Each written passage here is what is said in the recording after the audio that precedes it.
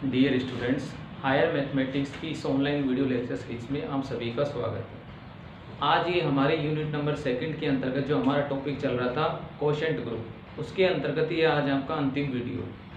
आज इस वीडियो के द्वारा आज आपका जो यूनिट नंबर जो सेकंड का जितना भी जो हमारे जो क्वेश्चंस के अकॉर्डिंग देखा जाए या सिलेबस के अकॉर्डिंग देखा जाए तो हमारे जो यूनिट नंबर 2 का जो पार्ट था वो कंप्लीट हो चुका है। ठीक है, तो आज ये आपकी अंतिम थ्योरम है। इस थ्योरम के स्टेटमेंट को हम समाकारिता के मूल प्रमेय के नाम से भी जानते हैं। अदरवाइज हमारी जो थ्योरम का स्टेटमेंट है वो कुछ इस तरीके से है। सिद्ध कीजिए कि किसी समूह जी के प्रत्येक समाकृतिक प्रतिबिंब किसी अवशेष वर्ग समूह के तुल्यकारी होता है। यहाँ पर तो हम एक एक स्टेप को लेते हैं यहाँ पर कि हमें लेना है किसी समूह जी के प्रत्येक समाकृतिक प्रतिबिंब की होमोमॉर्फिज्म जो हमारी इमेज है वो, उसके लिए यदि आप कोई कोशेंट ग्रुप बनाओ तो वो कोशेंट ग्रुप सदैव उस होमोमॉर्फिज्म जो सेट बनेगा आपका उसके सदैव क्या होता है, तुल्यकारी होता है। ये हमें यहाँ पर प्रूव करना है। यहाँ पर तो जैसे मैं बात करूँ कि मेरे पास कोई होमोमॉर्फिज्म इस तरीके से है जो कि जी से जी डैश पर है।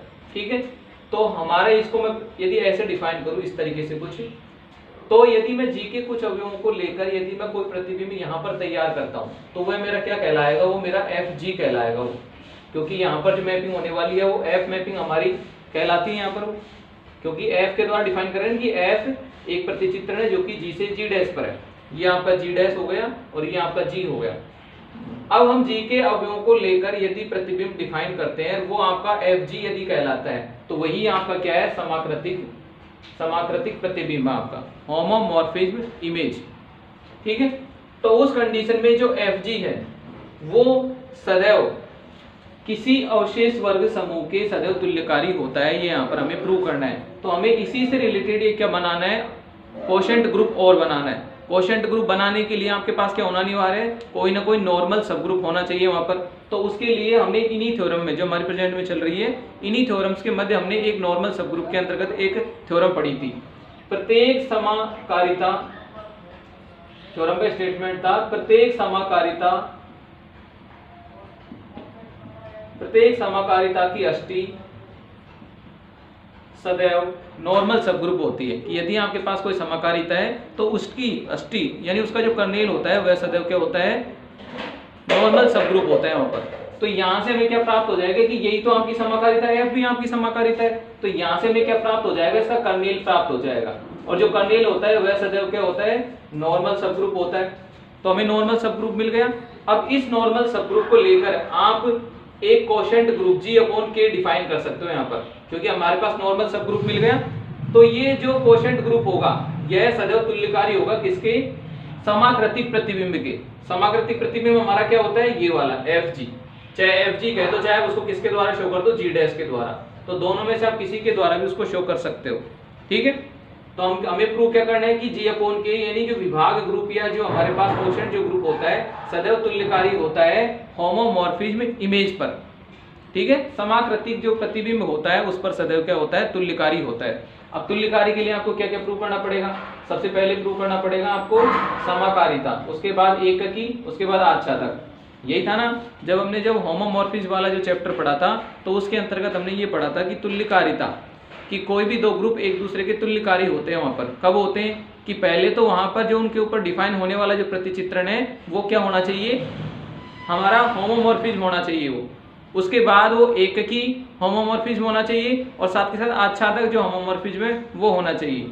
तो हमने ये देखा था कि वहां पर तुल्यकारिता होने के लिए किसी फंक्शन का एककी तथा आच्छादक होने के साथ साथ होमोमॉर्फिज्म भी वहां पर हो, तो उस कंडीशन में वह जो आपका प्रतिचित्रण है या वह जो मैपिंग है वह आपकी क्या कहलाती थी, तुल्यकारिता कहलाती थी, वो एक ग्रुप से दूसरे ग्रुप पर। तो वही चीज यहाँ पर है। तो हमारे पास एक ग्रुप यानी विभाग ग्रुप हो जाएगा और ये आपका हो जाएगा जी डैश। तो हमें ये प्रूव करना था कि जी अपॉन के यानी विभाग ग्रुप तुल्यकारी होता है किसके, जी डैश के। तो ये हमारा इस थ्योरम का कंसेप्ट है यहाँ पर। तो लेकर चलते हैं यहाँ पर जो चीज आपको दे रखी है तथा जो चीज हमें माननी है वो।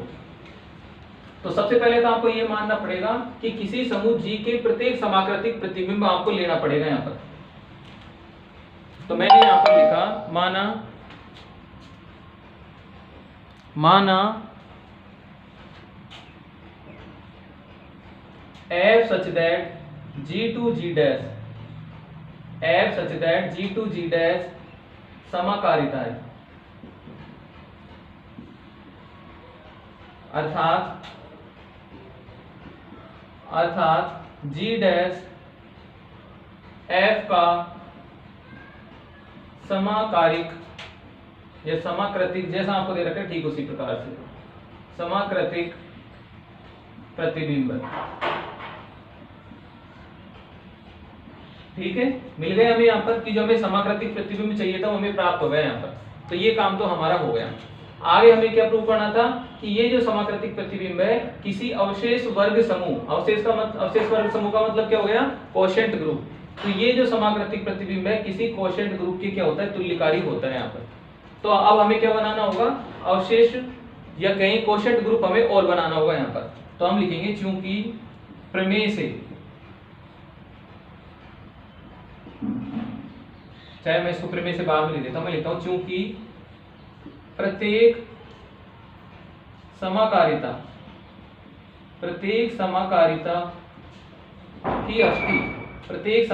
की अष्टी नॉर्मल सबग्रुप, या कहें उसको हम नॉर्मल सबग्रुप, प्रत्येक समाकारिता की अष्टी नॉर्मल सबग्रुप, या कहें उसको हम विशिष्ट उपग्रुप,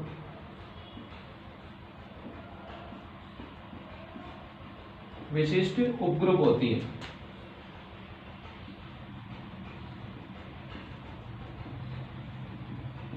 प्रत्येक समाकारिता की अष्टी विशिष्ट उपग्रुप होती है। यह बात हमें किससे पता है, प्रमेय से। क्योंकि हमने जो लास्ट जो थ्योरम्स पढ़ी थी उनमें एक थ्योरम हमारी ये भी थी, नॉर्मल सबग्रुप वाला जो हमने टॉपिक पढ़ा था उसके अंतर्गत, कि प्रत्येक समाकारिता की अष्टी नॉर्मल सबग्रुप होती है। वहां पर हमने इसको प्रूव किया था वहां पर। ठीक है, तो जब हमें पता लग गया कि यहाँ पर इस समाकारिता की अष्टी यदि कैपिटल के है तो वो क्या होगी, एक नॉर्मल सबग्रुप होगी। तो उसके तहत मैं यहाँ पर क्या लूंगा, इंप्लाइज दैट एफ की अष्टी, कि हमारे पास जो समाकारिता एफ है इसकी अष्टी को हमने क्या नाम लिया, कैपिटल के। तो कैपिटल के क्या हो गया, एक नॉर्मल सबग्रुप हमें प्राप्त हो गया, नॉर्मल सबग्रुप। ठीक है, अब नॉर्मल सबग्रुप के द्वारा हमें क्या डिफाइन करना होगा, विभाग ग्रुप। तो नेक्स्ट लिखेंगे तब G पर K के द्वारा, G पर K के द्वारा विभाग ग्रुप। तो उस स्थिति में क्या होगा कि G पर हमें K के द्वारा जो विभाग ग्रुप मिलेगा वो क्या मिलेगा, G अपॉन K। ठीक है, अब G अपॉन K अपॉन कैसे डिफाइन होता है, आप सभी को पता है कि G अपॉन K विभाग ग्रुप है, जो कि कोशेंट्स का क्या होता है, और कहीं कोसेट्स का क्या होता है, एक सेट होता है।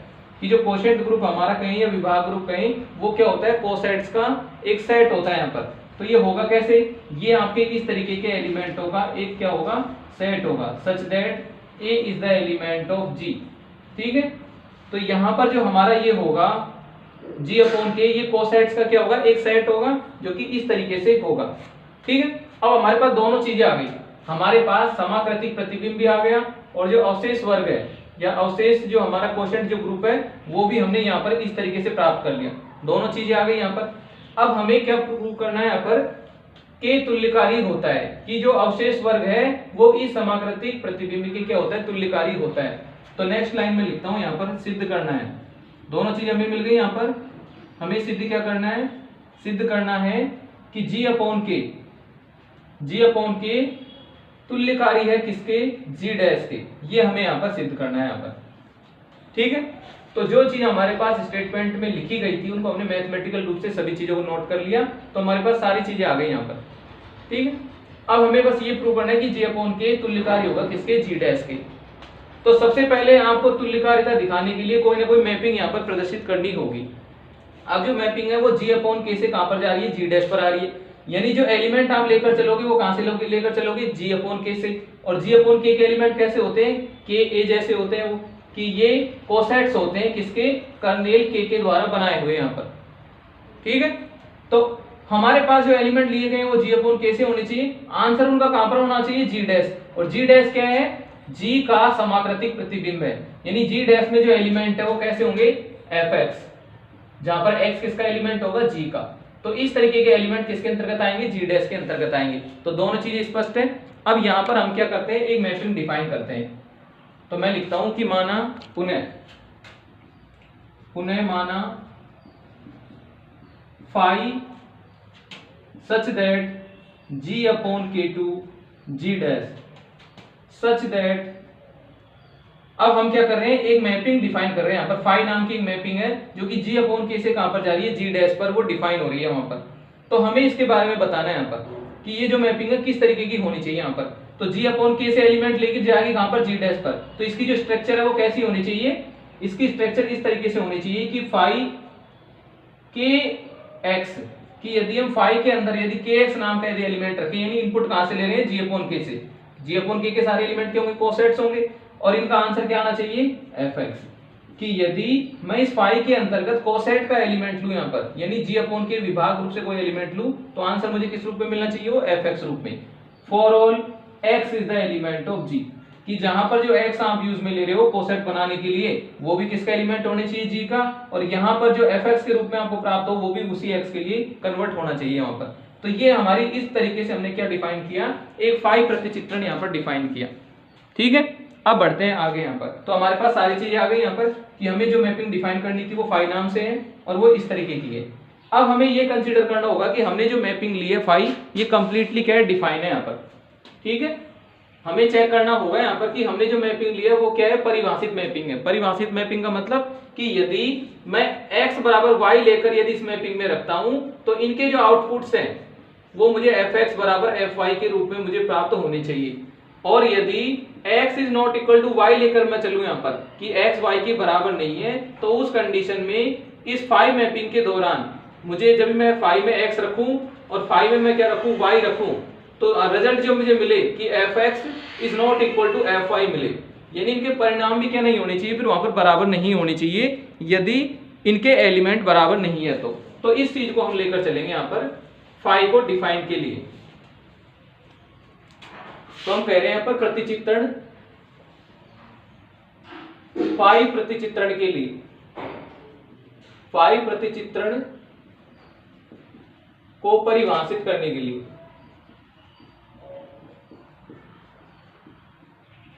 परिभाषित करने के लिए कि हमने जो मैपिंग अपनी तरफ से ली है ये कंप्लीटली डिफाइंड मैपिंग है, यानी ये जो हमने लिया है रिजल्ट, ये वास्तव में ये मैपिंग होने चाहिए यहाँ पर। तो उसके लिए हम ये चेक करें कि यदि इसमें पर्टिकुलर तो समान एलिमेंट रखता हूँ फाई के अंतर्गत, तो परिणाम भी मुझे समान ही मिलना चाहिए। यदि असमान एलिमेंट मैं यहाँ रखता हूँ तो मुझे रिजल्ट भी क्या मिलना चाहिए, असमान ही यहाँ पर प्राप्त होनी चाहिए। तो उसके लिए मैंने लिया कि for all x, y is the element of g, कि यदि मैं x, y दो एलिमेंट यदि g के लेता हूं, तो मुझे kx, ky is the element of किसके मिलेंगे, g अपॉन k के। ये तो हम जानते हैं क्योंकि हम विभाग ग्रुप की बात कर रहे हैं। विभाग ग्रुप क्या होता है, कोसेट्स का एक सेट होता है। और कोसेट किसको लेकर बने होंगे, कि यदि हम बात करें k को लेकर बनाए गए कोसेट्स की, तो वो कब बनेंगे, क्योंकि k क्या है, नॉर्मल सब ग्रुप है किसके अंतर्गत, g के अंतर्गत। तो यदि मैं g के ही एलिमेंट लेकर यदि कोसेट्स बनाता हूं, तभी मुझे रिजल्ट किसके अंतर्गत मिलेगा, g अपॉन k के अंतर्गत मिलेगा। और यदि मैं k का ही एलिमेंट लेकर k का ही कोसेट यदि बनाता हूं, तो उस कंडीशन में रिजल्ट भी किसका हो जाता है, k का हो जाता है। ये हमारा जो कोसेट्स का जो हमारी जो डेफिनेशन है, कोसेट्स का जो नियम है वो ये कहता है यहाँ पर। तो हमने देखा कि यदि x और y g के एलिमेंट है, तो उस कंडीशन में kx, ky किसके एलिमेंट हो जाएंगे, सब ग्रुप हमारे विभाग ग्रुप g अपॉन k के हो जाएंगे यहाँ पर। ठीक है, अब हम इनके लिए रिजल्ट देख रहे हैं यहाँ पर g अपॉन k के लिए। तो मैंने यहाँ पर माना कि kx इज इक्वल टू क्या मान लिया मैंने, ky मान लिया यहाँ पर, कि ये दोनों पॉइंट्स क्या है, बराबर है। अगर यदि ये दोनों कोसेट्स जो हमने लिए हैं, x के लिए कोसेट और y के लिए जो कोसेट, यदि ये बराबर है, तो इस कंडीशन में इस फंक्शंस की जो वैल्यू है, यानी हम जो परिणाम प्राप्त करेंगे इसके संगत जो fx रूप हमारा प्राप्त होगा, यहाँ पर बराबर आएगा ये कि फाई kx हमें कैसा परिणाम देगा, fx जैसा परिणाम देगा यहाँ पर। तो इनका जो परिणाम है वो fx तथा यहाँ पर क्या आ जाना चाहिए, fy आ जाना चाहिए, यदि हमारा फाई प्रतिचित्रण सही है तो यहाँ पर। ठीक है, तो मैंने क्या लिया, kx is equal to ky लिया, दोनों तरफ, दोनों पक्षों में y इनवर्स से संक्रिया कराने पर, y इनवर्स से संक्रिया, तो मैंने यहां पर भी y इनवर्स से संक्रिया करा दी, इधर भी y इनवर्स से संक्रिया करा दी। तो यहां तो क्या मिलेगा, kx y इनवर्स। ठीक है, इधर को क्या आ जाएगा आपका, k y dot y inverse आपका आ जाएगा। तो यहां से मैं इसको आगे लिखूं तो इधर तो मुझे क्या मिलेगा, kx y इनवर्स मिलेगा, और यहां मुझे क्या मिलेगा, k और आइडेंटिटी एलिमेंट। और आइडेंटिटी एलिमेंट को लेकर जो बनाया गया जो कोसेट होता है वो खुद क्या होता है आपका, वही नॉर्मल सब ग्रुप हमें प्राप्त होता है। तो जब मैं k के साथ यदि e को लेकर यदि मैं कोसेट्स बनाता हूं, क्योंकि e मिलेगा ना यहाँ पर बाद में संक्रिया होने के बाद, तो e को लेकर यदि मैं k का कोसेट बनाता हूं तो मुझे k ही प्राप्त होता है। तो इसको मैं यहां मेंशन कर देता हूं, चूंकि e is the element of k, क्योंकि जो नॉर्मल सब ग्रुप आपने लिया है तो नॉर्मल सब ग्रुप में आइडेंटिटी एलिमेंट भी था, तो इसको लेकर यदि मैं इसका कोसेट्स बनाता हूं तो मुझे परिणाम में क्या प्राप्त होता है, k ही प्राप्त होता है। इस वजह से मैंने क्या लिख दिया, डायरेक्ट यहाँ पर k लिख दिया, यहाँ चूंकि करके मैंने लिख दिया। ठीक है, अब हमारे पास ये तो एक रिजल्ट हो गया। यहाँ पर क्या देखा हमने, यहाँ पर कि हम जानते हैं, क्या जानते हैं कि यदि k के कोसेट बनाने के लिए यदि आप कोई एलिमेंट यहाँ लगाते हो और उसका प्राप्त परिणाम यदि k ही प्राप्त हो जाता है, तो उस कंडीशन में k y इनवर्स जो एलिमेंट आपका होगा वो किसका होगा, k का ही होगा। क्यों होगा, क्योंकि यदि आपको याद हो तो हमने जब कोसेट्स के जब नियम पढ़े थे तो वहां पर एक नियम ये था, यदि G सब आपका ग्रुप है और H इसका क्या है, कोई सब ग्रुप है, तो H को लेकर आप क्या बना रहे हो, उसके कोसेट्स बना रहे हो। तो कोसेट्स हमने दो तरीके से डिफाइन किए थे कि HA एक कोसेट होगा, जब कब होगा, जब A is the element of G हो, कि जब A G का एलिमेंट हो तो उस कंडीशन में HA क्या होगा, एक कोसेट होगा। दूसरा पढ़ा था कि यदि HB लेकर यदि मैं कोई कोसेट बनाता हूं जहां पर B किसका एलिमेंट है, इसी H का यदि एलिमेंट है, तो उस परिस्थिति में परिणाम मुझे क्या प्राप्त होता है, वही H दोबारा प्राप्त होता है वहां पर। यदि B को लेकर मैं क्या बनाता हूं, कोई कोसेट बनाता हूं जहां पर B किसका एलिमेंट है, H का, तो उस परिस्थिति में परिणाम मुझे क्या मिलेगा, वही H मिलेगा जिसको लेकर हमने कोसेट बनाया था। तो वही कंडीशन आपकी यहां आ गई। देखो यहां पर भी क्या प्राप्त हो रहा है आपको, कि हमने जिस एलिमेंट से उसकी संक्रिया कराई है, यानी x y इनवर्स से संक्रिया कराई है, तो परिणाम फिर भी हमें क्या मिला है, यहाँ पर k ही मिला है। इसका मतलब क्या हो जाएगा, तो मैंने यहाँ पर लिखा इंप्लाइज दैट कि जो x y इनवर्स है वो किसका एलिमेंट होगा, वो कर्नेल का ही एलिमेंट हुआ होगा, तब जाके यहाँ पर ऐसा हुआ होगा। क्योंकि हमारे पास यदि यही वाला रूल लगा है, देखो यहाँ पर यदि e k का एलिमेंट है और उस परिस्थिति में यदि आप k e को लेकर कोसेट्स बनाते हो तो k ही आपको प्राप्त होता है। तो मैं इसको यहाँ लिख देता हूँ कि यदि b is the element of k है तथा k को लेकर ही मैं b को लेकर यदि मैं कोसेट्स बनाता हूं तो मुझे परिणाम में क्या मिलता है, k ही मिलता है।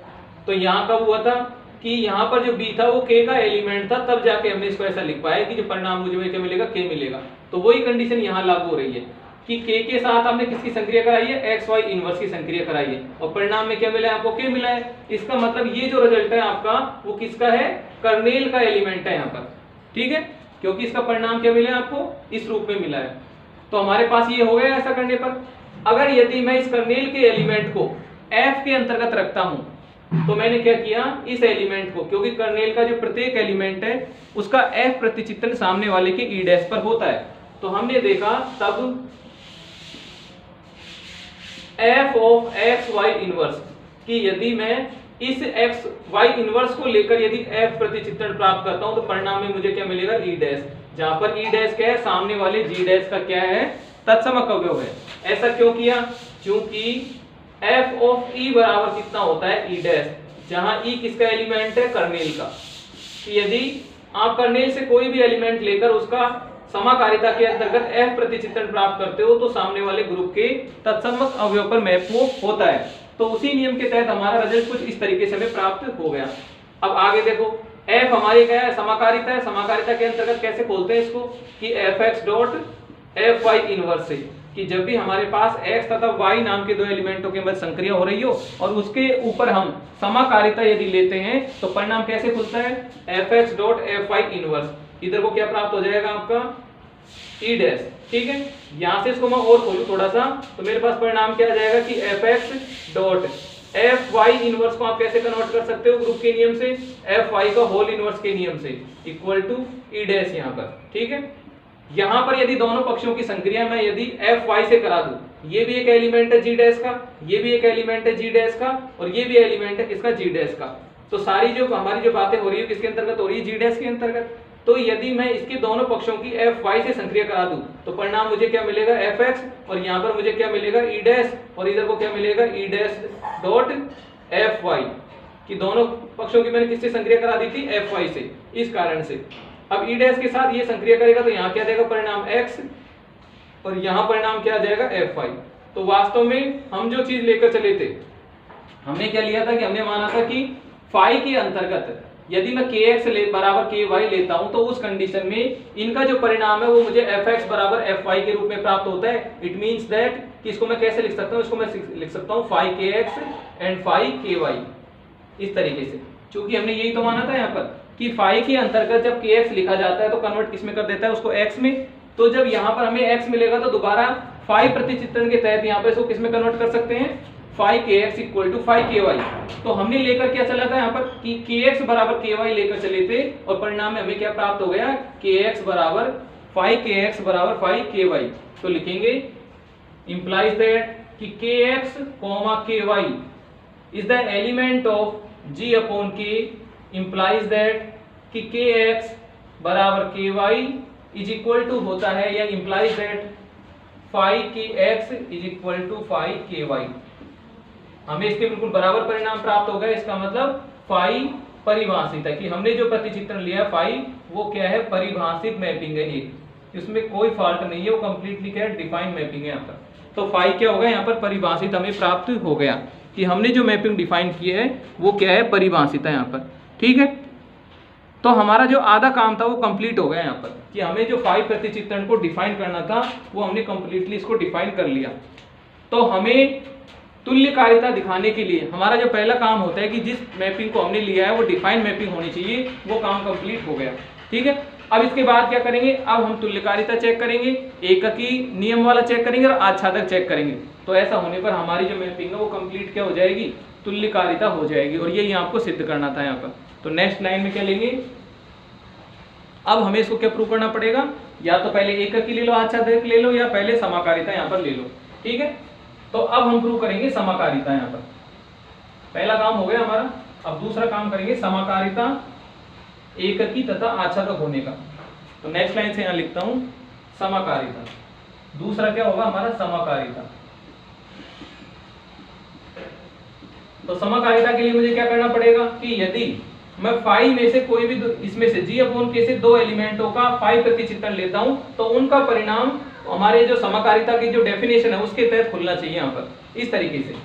तो मैं लेकर चलता हूं कि माना ka, kb is the element of, कि माना ka, kb is the element of g upon k for all a, b is the element of g, कि जहां पर जी a और b हैं वो तो किसके एलिमेंट है, कैपिटल G के। तो उसके तहत k के द्वारा बनाए गए कोसेट एक तो ka है और एक कौन सा है, kb। इस तरीके के क्या है, दो कोसेट है यहाँ। ठीक है, मिल गए हमें यहाँ पर। अब इनके लिए मैं क्या देखना चाहता हूँ कि फाई ka, कि इन दोनों एलिमेंटों को मैं क्या कर रहा हूँ, गुणा कर रहा हूँ और उसका क्या ले रहा हूँ, फाई प्रतिचित्रण ले रहा हूँ।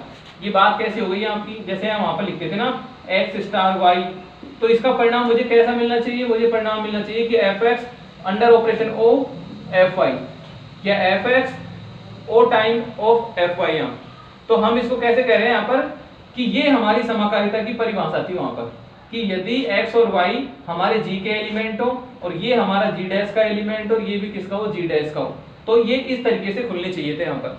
तो इसी के लिए हम चेक कर रहे हैं कि ka तथा kb को यदि मैं g अपॉन k का एलिमेंट लेकर उनका फाई प्रतिचित्रण प्राप्त करता हूं तो परिणाम मुझे ये प्राप्त होना चाहिए वहां पर। तो आगे हम लिखते हैं इसको खोलकर।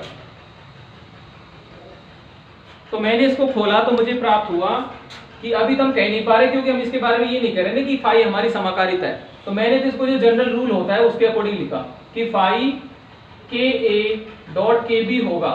तो हमारे पास अंदर की बात आती है यहाँ पर कि ka डॉट जो kb यानी जो दो कोसेट्स हैं, तो दो कोसेट्स का मल्टीप्लिकेशन हम जानते हैं क्योंकि विभाग ग्रुप तभी बनाता वो जहां पर कोसेट्स का मल्टीप्लिकेशन डिफाइन होता है, तभी जाके क्या बनता है, वो विभाग ग्रुप बनता है।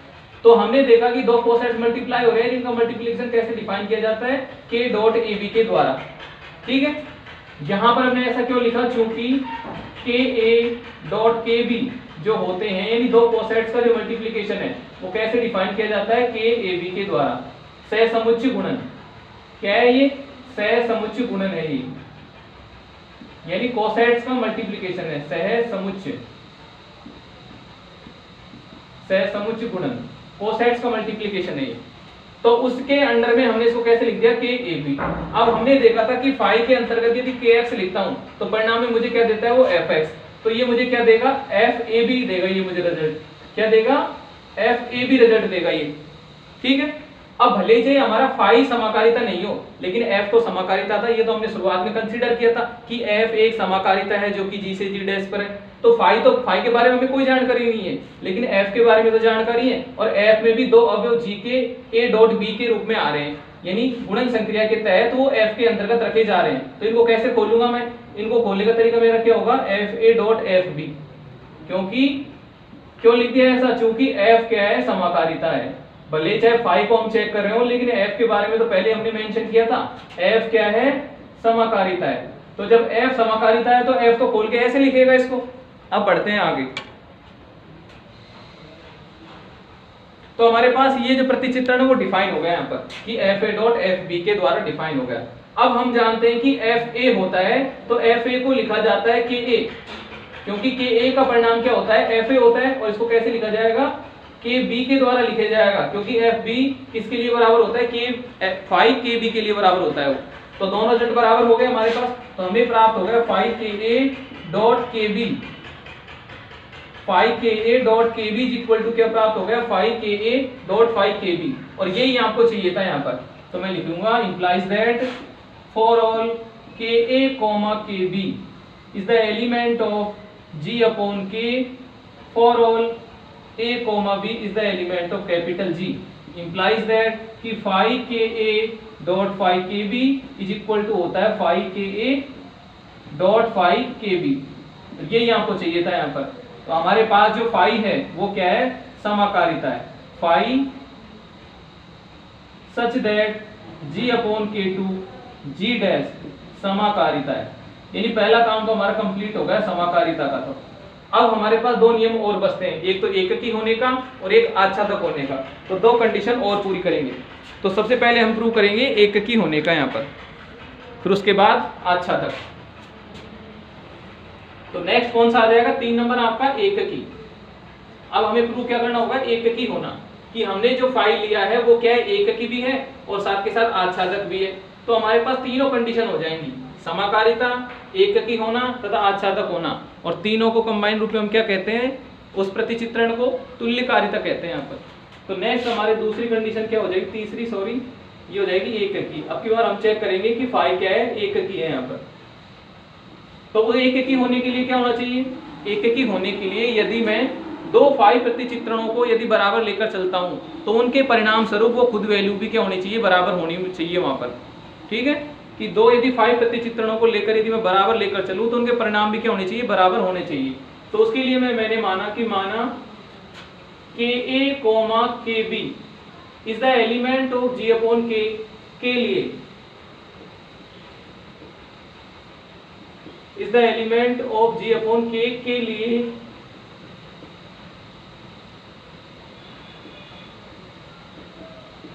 जी अपॉन के लिए फाई के ए इक्वल टू क्या होता है? फाई के बी बराबर होता है। ठीक है, कि हमारे पास दो एलिमेंट है किसके? जी अपॉन के, यानी विभाग ग्रुप के दो एलिमेंट है। हम तुल्यकारिता चेक कर रहे हैं। अब हमारे पीछे की जो बातें हैं वो हम फिनिश कर चुके हैं। अब हमें एफ के बारे में नॉलेज देनी है। तो एफ के बारे में समाकारिता शो कर दिया। अब एफ को ही एककी प्रूव करना होगा। एककी कैसे प्रूव करते हैं?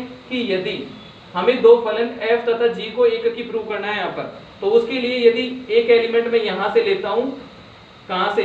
कि यदि एक एलिमेंट मैंने यहाँ से ले लिया, एक एलिमेंट यहाँ से ले लिया, तो यदि ये दोनों बराबर हैं, ए बराबर बी, तो उस कंडीशन में एफ ए बराबर क्या होना चाहिए? एफ जी बी होना चाहिए।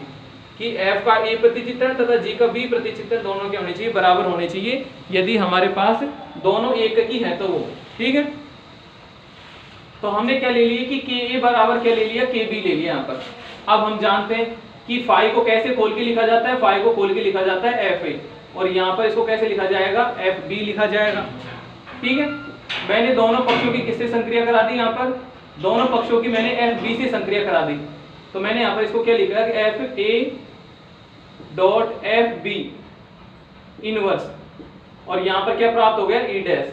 ठीक है, कि हमारे पास इसके तहत तो क्या मिल गया? मैं एफ ए, और यहाँ से मैं क्या मिल गया? F B. अब मैंने एफ बी इनवर्स से दोनों पक्षों की क्या करा दी? संक्रिया करा दी। यहाँ पर जहाँ पर जो एफ ए है वो किसका एलिमेंट होगा? वो जी डैश का एलिमेंट होगा, और जो एफ बी है वो भी किसका एलिमेंट होगा? जी डैश का। क्योंकि जैसे ही किसी भी एलिमेंट के F प्रतिचित्रण लग जाता है तो उस कंडीशन में वो G डैश यानी समाकृतिक जो प्रतिबिंब है उसका एलिमेंट वो होगा। तो क्या हो गया कि हमने दोनों पक्षों किससे संक्रिया करा दी, FB इनवर्स से, हो गया FB इनवर्स से। अब हमने देखा कि ये जो परिणाम है ये खोल के लिखा गया है, तो हमारा जो F था वो क्या था, समाकारिता थी। तो F के तहत मैं इसको ऐसे भी लिख सकता हूं कि FB इनवर्स में इसको लिख सकता हूं बराबर E डैश, किसके कारण, चूंकि जो F है वो क्या है, समाकारिता है। F क्या है यहाँ पर, समाकारिता है। तो समाकारिता के अंतर्गत मैं कैसे लिख सकता हूँ इसको कि AB इनवर्स के द्वारा इसको शो कर सकता हूँ, ठीक है। अब हमने जब इसको इस तरीके से शो कर लिया यहाँ पर, तो हमारे पास क्या आ गया कि FAB इनवर्स बराबर क्या आ रहा है, E डैश, यानी F में AB इनवर्स नामक एलिमेंट रखने से परिणाम मुझे क्या प्राप्त होता है, E डैश। तो ये किसकी डेफिनेशन, ये कर्नेल की डेफिनेशन है कि फलन F के अंतर्गत यदि आप कुछ भी एलिमेंट यहाँ रखते हो और उनका परिणाम यदि सामने वाले के E डैश पर यदि आता है, और जहां पर ये सारे एलिमेंट किसके हैं, G के, तो उस कंडीशन में ये सारे एलिमेंट किसके के एलिमेंट कहलाएंगे, कर्नेल के एलिमेंट कहलाएंगे। तो वही डेफिनेशन तो यहाँ लग रही है यहाँ पर कि F के अंतर्गत जब मैंने ये एलिमेंट रखा तो परिणाम मुझे क्या मिला, E डैश। तो मैं क्या लिखूंगा, इंप्लाइज दैट कि जो हमारे पास, इससे मुझे क्या मिलेगा, इंप्लाइज दैट कि जो हमने AB इनवर्स एलिमेंट लिया है ये किसका एलिमेंट होगा, is the element of kernel के, यानी किसका एलिमेंट है, ये कर्नेल के का एलिमेंट है। और कर्नेल के एलिमेंट के लिए यदि मैं कोई कोसेट्स लेता हूँ, यानी कर्नेल के एलिमेंट को लेकर यदि मैं कोई कोसेट बनाता हूँ तो परिणाम भी किसका देता है, वो कर्नेल का ही मुझे प्राप्त होता है यहाँ पर। क्यों, कोसेट्स के नियम से, जैसा हमने वहां पढ़ा था ना पिछले उसमें, वही नियम रिवर्स में यहाँ पर हो रहा है यहाँ पर। तो जब हमने AB inverse is the element of K ले लिया यहाँ पर, तो K का ही एलिमेंट है और K का ही हम कोसेट बना रहे हैं, तो परिणाम भी किसका मिलेगा, K का मिलेगा। तो हमें कितना मिल गया कि AB inverse equal to K, या कैसे लिख देंगे कि KAB inverse equal to K। दोनों तरफ मैंने यहाँ पर राइट हैंड साइड से B की संक्रिया करा दी, तो K और यहाँ क्या मिल गई मुझे आइडेंटिटी, और यहाँ मुझे क्या प्राप्त हो गया, KB प्राप्त हो गया। दोनों तरफ से किसकी संक्रिया करा दी हमने, B से संक्रिया करा दी, दोनों पक्षों में B से संक्रिया, दोनों पक्षों में B से यदि हम संक्रिया कराएं तो परिणाम मुझे क्या मिल जाएगा, ये, अर्थात क्या हो गया कि KA बराबर क्या हो गया, KB।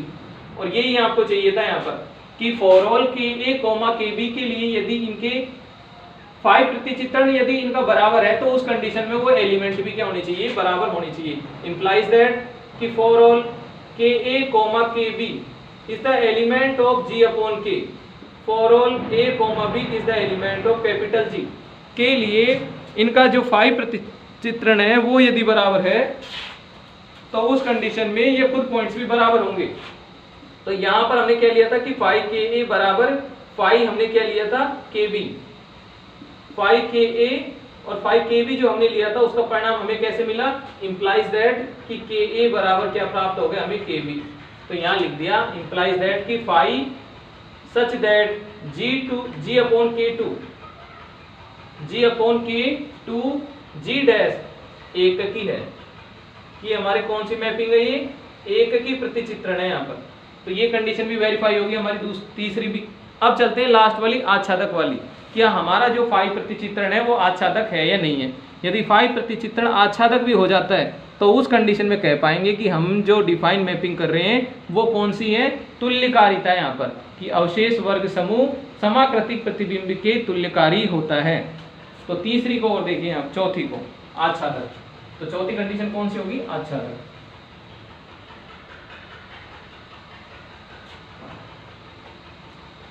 चौथी कंडीशन हमारी आच्छादक। आच्छादक का मतलब ऑन टू। तो अब हमें प्रूव करना है कि फाइव हमारा क्या होगा, आच्छादक होगा। आच्छादक होने का मतलब कि G डैश के प्रत्येक एलिमेंट के लिए G अपॉन K में इनवर्स एलिमेंट अवेलेबल है, या जो प्री इमेज है वो अवेलेबल है वहां पर। ये हमें यहाँ पर डिफाइन किया है। तो G डैश के एलिमेंट कैसे होते हैं, इस तरीके के एलिमेंट होते हैं। तो यहाँ पर जो X हम ले रहे हैं वो कहाँ पर अवेलेबल होना चाहिए, यहाँ पर वो अवेलेबल होना चाहिए यहाँ पर। तो ये चीज हमें यहाँ पर प्रूव करनी है यहाँ पर।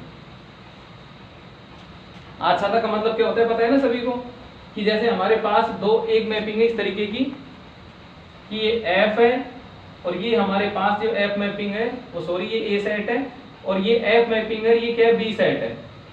तो यदि मेरे पास यहाँ पर कुछ एलिमेंट इस तरीके के हैं और यहाँ पर मेरे पास 3 एलिमेंट है यहाँ पर, तो मेरा एक भी एलिमेंट खाली नहीं होना चाहिए, यानी किसी न किसी अवयव से वो जुड़ा होना चाहिए। एक भी एलिमेंट बी में मुझे क्या नहीं मिलना चाहिए, खाली नहीं मिलना चाहिए। यदि ऐसा मेरा बी है इस प्रतिचित्रण एफ के अंतर्गत, तो मैं कहूंगा कि एफ क्या है, सेट ए से सेट बी पर क्या है, आच्छादक या क्या है, ऑन टू है। ये जो मैपिंग है या जो फंक्शन है वो कौन सा फंक्शन है, ऑन टू फंक्शन है यहाँ पर। ठीक है, तो उसी चीज को हम यहाँ पर चेक कर रहे हैं यहाँ पर। तो हम यहाँ पर पढ़ेंगे जो चीज हमारे पास है, वो हमारे पास एफ के बारे में पूरी जानकारी है कि एफ हमारा क्या था, समाकृतिक प्रतिबिंब था, और समाकृतिक जो प्रतिबिंब होते हैं वह सदैव क्या होते हैं, आच्छादक होते हैं यहाँ पर। तो ये चीज हमारे पास पहले से थी यहाँ पर। तो हमने लिया यदि B dash is the element of G dash है तो there exist B is the element of G such that, कि यदि हमने सामने वाले जो समाकृतिक जो प्रतिबिंब था उसमें से बी डैश यदि हमारा कोई एलिमेंट है तो इसके संगत एक एलिमेंट भी इस तरीके से विद्यमान होगा। किस तरीके से, कि यदि मैं एफ में बी रखूं तब मुझे क्या प्राप्त होगा, बी डैश प्राप्त होगा। यानी बी डैश जो जी डैश का एलिमेंट था उसके संगत जी में एक एलिमेंट भी सदैव अवेलेबल होता है। For all B is the element of G, या हम इसको इस तरीके से लिख देते हैं यहाँ पर कि यही ठीक है, बहुत इतना ही। यदि B dash is the element of G dash है तो there exist B is the element of G, ये जी का होगा क्योंकि बी डैश किसका है, जी डैश का, तो बी किसका है, जी का। सच दैट कि एफ बी इक्वल टू बी, ये हमने यहाँ पर लिया है यहाँ पर। ठीक है, अब हम जानते हैं चूंकि जो हमारा एफ बी है वो एफ बी किससे मिलकर बनता है, कि एफ बी तो जब हमें फाई के अंतर्गत यदि मैं के बी रखूं तब मुझे क्या प्राप्त होता है, एफ बी प्राप्त होता है, बराबर मुझे क्या प्राप्त हो गया, बी डैश प्राप्त हो गया। तो यहाँ पर हमने क्या देखा था कि बी डैश जैसे प्रत्येक एलिमेंट के लिए मुझे सदैव एक बी सदैव कहां पर विद्यमान होगा, जी डैश में होगा, और जी डैश के संगत जो एलिमेंट होगा वो मुझे कहां पर मिलेगा, के बी के अंतर्गत। दोबारा फिर से सुनिए कि यदि बी डैश नामक यदि हम कोई भी एलिमेंट, जैसे ये हो गया हमारा जी डैश, ठीक है, इसके एलिमेंट कैसे होंगे, A dash, B dash, C dash, D dash, E dash, इस तरीके के। ठीक है, ये हो गया आपका सामने क्या, के जी अपॉन के। ठीक है, और ये हमारी मैपिंग हो गई क्या, फाई। यहाँ पर हम इसको क्या दिखाना चाहते हैं कि फाई हमारी क्या है, आच्छादक है। तो क्या नियम होना चाहिए कि यदि ए डैश मेरे पास जी डैश में कोई एलिमेंट है तो इसके संगत मुझे क्या प्राप्त होना चाहिए, यहाँ पर के ए मुझे मिलना चाहिए। बी डैश यदि मेरा कोई एलिमेंट है तो यहाँ मुझे क्या मिलना चाहिए, के बी मिलना चाहिए। सी डैश एलिमेंट है तो यहाँ मुझे क्या मिलना चाहिए, के सी मुझे मिलना चाहिए। और इसी तरीके से डी डैश कोई एलिमेंट है तो यहाँ पर मुझे क्या मिलना चाहिए, के डी, और यहाँ मुझे क्या मिलना चाहिए, के ई। जहां पर जो ए बी सी डी आप देख रहे हो, A B C D E ई, ये सब के सब किसके एलिमेंट है, जी के एलिमेंट होंगे ये। क्योंकि यदि ये जी के एलिमेंट नहीं होंगे तो फिर इस कंडीशन में ये कोसेट्स भी नहीं बना पाएंगे, क्योंकि कोसेट जी अपॉन के के अंतर्गत तो वही सारे एलिमेंट आ सकते हैं जो कि कोसेट हो, और कोसेट भी किसको लेकर बने हो, जी के एलिमेंटों को लेकर वो बने हो यहाँ पर। तो हमारे पास इसके अंतर्गत एलिमेंटों का उपस्थित होना किसके ऊपर निर्भर करता है, कि जब तक कि वो कोसेट नहीं बना पाए वो। तो कोसेट किसके अवयवों को लेकर बनेंगे, जब वो केवल और केवल जी के ही एलिमेंट हो, वहां पर के नहीं होने चाहिए वहां पर। तो इस वजह से हम क्या कह रहे हैं कि हमारे पास प्रत्येक ए डैश, अब ए डैश को कैसे मेंशन किया है कि जो ए डैश है वो तब आता है जब एफ में हम क्या रखते हैं, ए रखते हैं। बी कब आता है, जब एफ में हम क्या रखते हैं, बी। तो उसके संगत ए डैश के संगत ए हमारे पास जी में मिल गया, बी के संगत जो बी है हमारा वो मिल गया, सी डैश के संगत सी हमारा कहां पर मिल गया, जी में मिल गया। तो सारे एलिमेंट हमारे पास वो जी में उपस्थित हैं और उनके संगत हमारे के ए, के बी, के सी, के डी तथा के ई भी हमें मिलते जाएंगे यहाँ पर। तो हम क्या समझे यहाँ से, तो यहाँ से मैं लिखता हूँ इसको,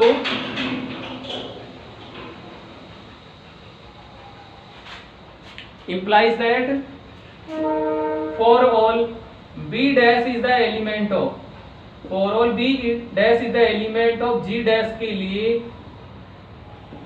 सदैव a is the element of g such that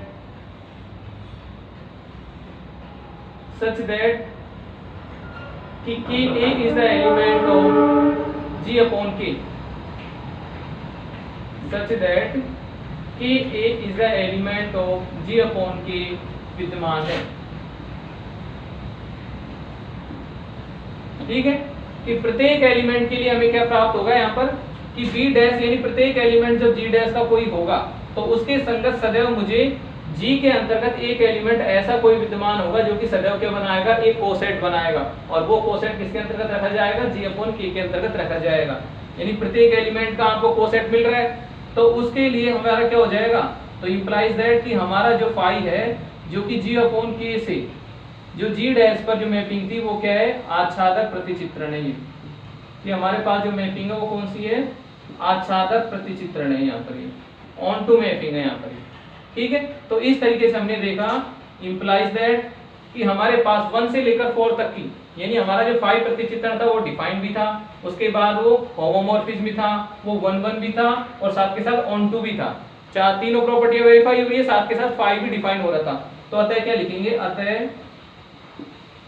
phi such that G upon k2 G dash जो हमारा ये प्रतिचित्रण है वो क्या है, तुल्यकारिता है, तुल्यकारिता है, अर्थात जी अपॉन के आइसोमॉर्फिज्म टू जी डैश, कि हमारा जो जी अपॉन के है वो जी डैश के क्या होगा, तुल्यकारिक होगा। और यही आपको यहाँ पर प्रूव करना था, यहाँ पर कि प्रत्येक समाकारिता के लिए जो समाकृतिक जो प्रतिबिंब होता है वह सदैव विभाग ग्रुप के तुल्यकारी होता है, और यही हमारी क्या थी, समाकारिता की मूल प्रमेय थी यहाँ पर। तो इस तरीके से हम इसको 4 पार्टों में डिवाइड करके करेंगे। सबसे पहले जिस फलन को आप ले रहे हो वो डिफाइन होना चाहिए, उसके बाद हम समाकारिता चेक करेंगे, फिर 1 चेक करेंगे, फिर ऑन टू चेक करेंगे। जब सारी चीजें कंप्लीट हो जाती है तब कह पाएंगे कि हमारे पास जो प्रतिचित्रण है वो क्या है, एक तुल्यकारिता है यहाँ पर, ठीक है। यानी हम जो मैपिंग डिफाइन कर रहे थे वो कौन सी मैपिंग है, तुल्यकारी है। ग्रुप किससे, समाकारिक प्रतिबिंब से, जो हमारे पास कोशेंट जो ग्रुप होता है उस पर।